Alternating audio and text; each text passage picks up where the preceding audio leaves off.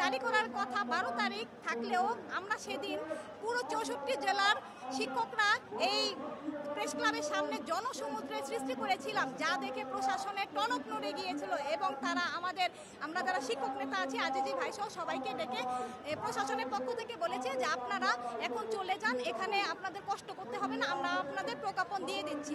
আমরা তখন বলেছি স্যার এটা কিন্তু অধিকার, এটা কিন্তু আমাদের সিদ্ধান্ত, আপনারা সিদ্ধান্ত দিলেন তো? তখন বলছে জি আমরা সিদ্ধান্ত দিলাম।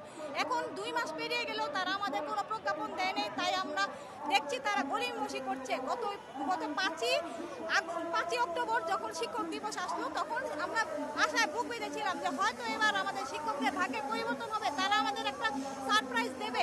কিন্তু দেখা গেল বিশ্ব শিক্ষক দিবসে তারা আমাদের সাথে তামাশা করলো, তারা আমাদের মাত্র 500 টাকা ভিক্ষা দিল।